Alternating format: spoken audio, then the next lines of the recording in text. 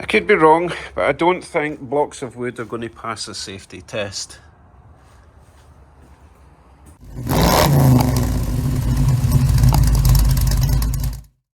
Hello YouTubes. Today I want to make a rear transmission mounting adapter plate thingamajig. I also want to test a theory. The theory is that we do all our best welds when no one's looking or in places that no one's ever going to see. Test that later. First, let me show you the plan for today. On the last video I finalised the engine mounts, left side and right side. So the engine is sitting where I want it to be, the angle's where I want it to be angled. So now I just need to adapt this transmission mount at the back. It does have the stock mount here with its rubber bushes that look in good condition. So I need to adapt this plate to fit somewhere down here. Now, because this transmission is quite slim, I do have space between there and there, same on the other side. So this bar here doesn't actually need to be here. So the plan is to cut it off there and there, move it along, weld another bar along the bottom. I'll leave that bar there because, you know, it's frame support and floor support, feet support, whatever. But yeah, make another bar like this along here, weld that down, adapt this to fit somehow. And then once that's mounted, obviously the front's mounted, that's me got my engine and gearbox angle. And then I can start working on the rear diff, because obviously the rear diff is going to point up that way. If the engine's pointing down that way, that angle there has to be the same as that angle there. One pointing down, one pointing up. If you know anything about drive shaft angles, you'll know what I'm talking about. Also today, my good friend Bill at SolarGarage, link up there, sent me more lovely gifts that are, well, one of them is for this project, one of them is just a general tool, which I don't need right at this moment, but it's really handy to have. You know what? Let me show you these. First thing he sent is this caliper piston retracting tool. He used this in one of his videos and I thought, oh, I would love one of them. So basically, if you know anything about replacing your brake pads, you'll know sometimes it's a pain to separate the, not separate, but get the piston to go back in to put your new pads in. So basically this will go in the gap and then you just ratchet and it opens it up automatically. So I'm quite excited to do my next brake job. That looks awesome. Thank you very much, Bill. I will definitely put that to good use. And the other thing, which is for this project, which I'm really quite far from being able to use, but quite excited that he got me this.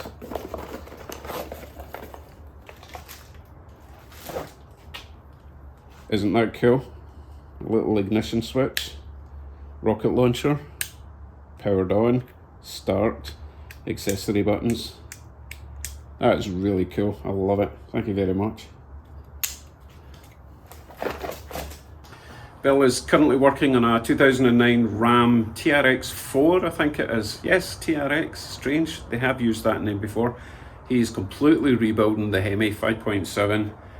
Makes extremely detailed videos. So if you want to know everything about the Ram Hemi engine, check him out.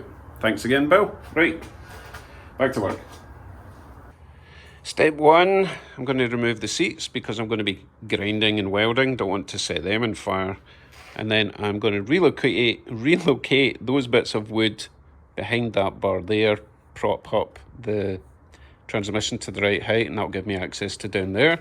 Then I'm going to cut this bar off and then start calculating what on earth I'm going to do to make that attached to the frame. Let's go.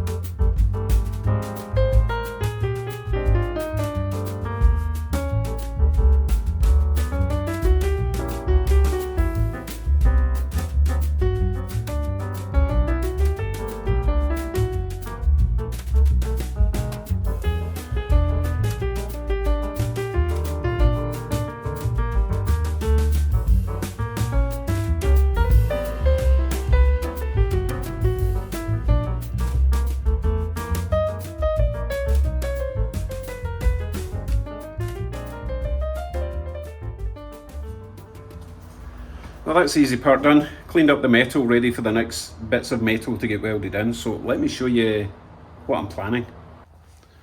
So that vertical bar is now removed, as you can see, and I'm going to be putting a new bar roughly there over to roughly there. Now, the previous bar came up and joined in the underside of this. However, what I've noticed here, I have a feeling that this and this is my gearbox oil fill and drain. And if I was to put the vertical bar from there down to there, it's going to block me from filling and draining. Well, it's going to block me from filling it up.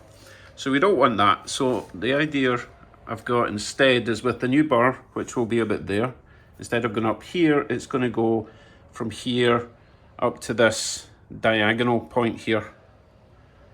And that will give me access for that. So I need to cut some bars the right length and weld them in. But before I do that, we're going to do our little welding experiment over on the bench. Can we get a perfect weld when we're not really needing to? And then hopefully transfer that onto a perfect weld onto the frame. Never works out that way, so let's practice. So this is my new Yeswelder Mig 250 Pro, and I've got it hooked up with a Argon CO2 mix 7525. I love this welder so much. So we are going to just weld some, I think that's 3/16, roughly 1/4 inch. I'm going to weld that to that, see how it turns out, see if I can get it right first time.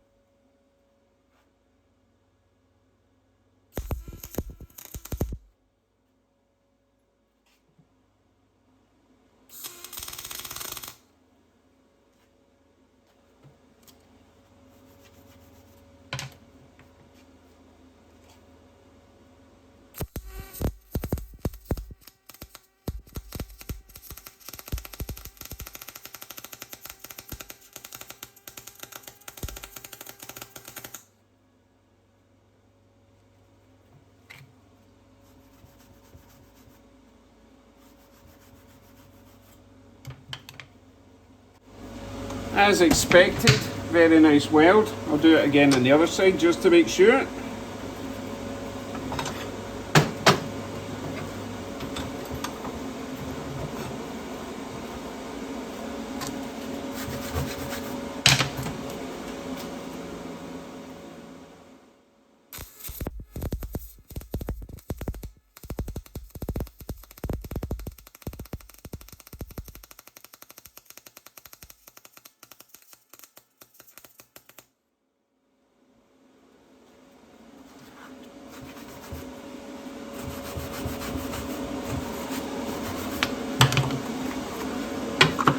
I'll give you a close-up. Now, I'm not trying to claim this is the world's best weld, but it's good enough for me and what I'm doing.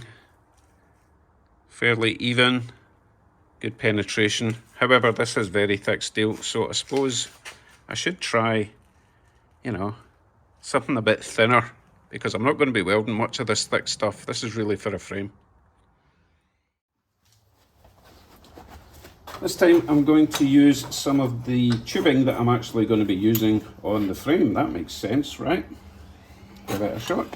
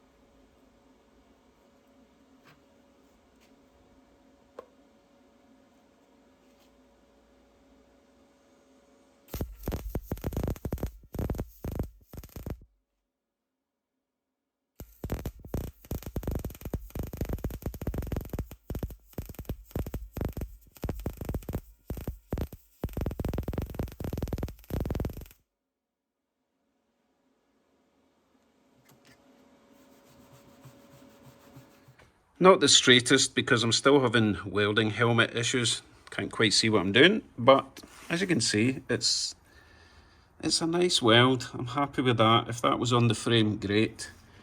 And that's the challenge. I think we're just putting too much pressure on ourselves to get that perfect weld for public consumption. So I'm going to try and look at this as a sort of, every time I weld as a practice, and if I don't like it I can cut off and do it again. Try and trick fate or something. So we'll give it a shot. Let me cut some lengths of steel. I'll do those floor bars and then we'll work out how we're going to do the vertical bars. Floor bars are now ready and prepped. My very small but very powerful magnets are now ready. Let's weld them perfectly to the frame.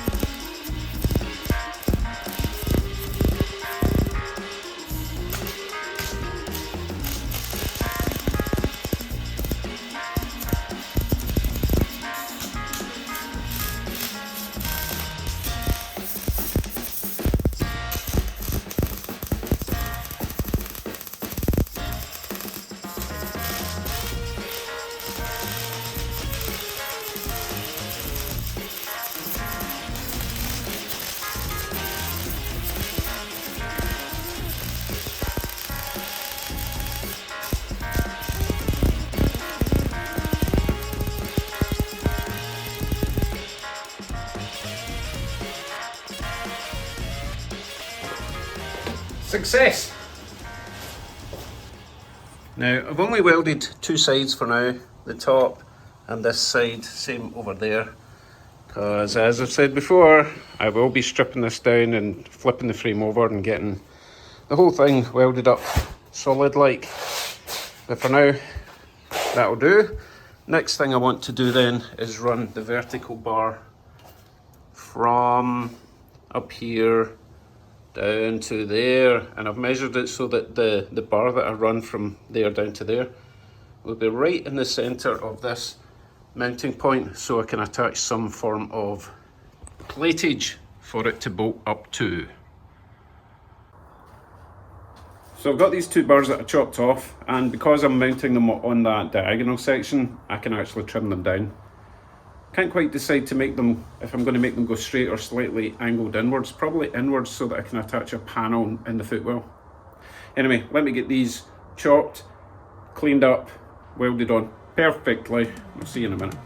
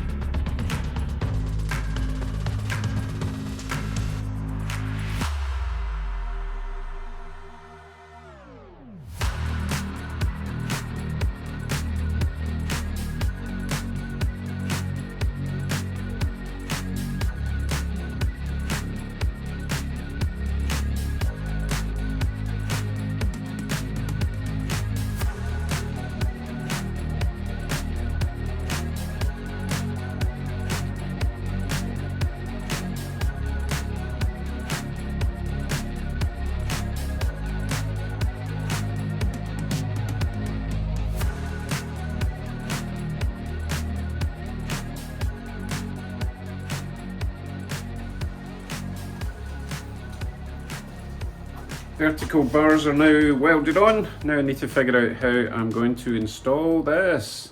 And it has to be removable, so this is going to take a bit of fabrication.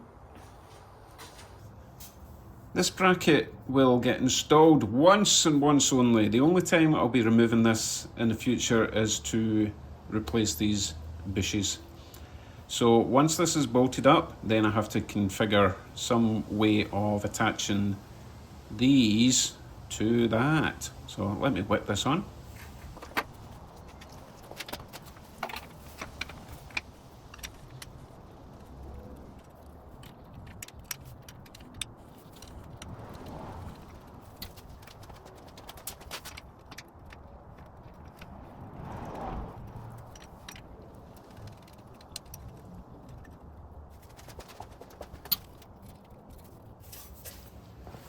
So now the fun part. Now, I don't intend to reinvent the wheel here. This is the plate that was on an RX7. Again, not symmetrical. It's a bit of a theme with this engine setup. Now, the way this works is, you see the elongated bolt holes here? That one's much bigger than that one for some reason. And in the inside, there should be a large, it's a rubber bush with a steel collar, but it's obviously wrecked in this. But I'm going to sort of replicate that. The idea is that you can push this up over those mounting studs, and because of the elongated holes here, those threaded diagonal bushes can slot in. Most of the weight is going to be in the center. So I'm going to sort of replicate this. Obviously it's way too wide to use this, but I'm going to replicate as much as I can with the angles both sides, the base. I'll need to get a new bush for the bottom, obviously, and then work out how I'm going to then attach it from here onto the vertical bars that I've made with bolts at the side. So this would get slotted up onto the mounts, bolted on, and then this whole thing gets bolted onto the frame somehow.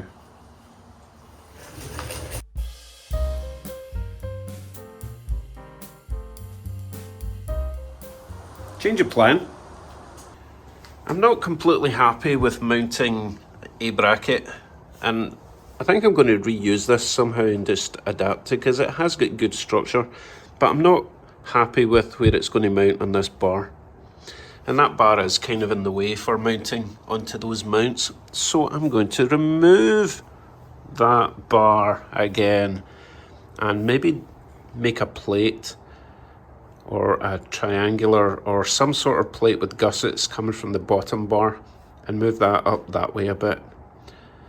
As I say, the problem with mounting this bar is it's going to get in the way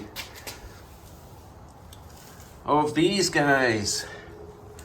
But I'm going to deal with that later. The first thing I want to do is get this transmission mounted somehow. So as I say, I'm going to remove those bars, adapt that plate, and make it boltable to the side there and the other side. That's the plan for now.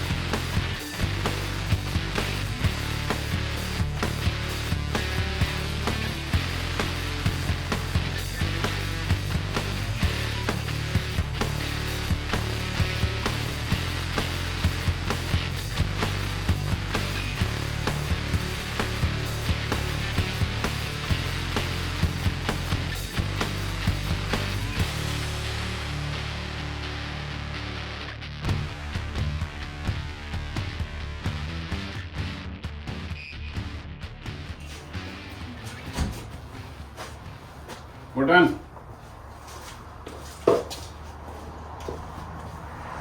Well, I've still to take the wood out and make sure it takes the weight, but let's do that now.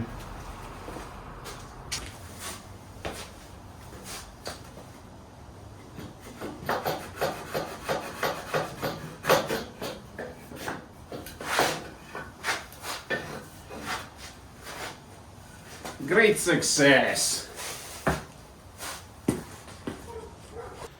That actually turned out better than I expected. Looks quite tidy. Lots of access underneath.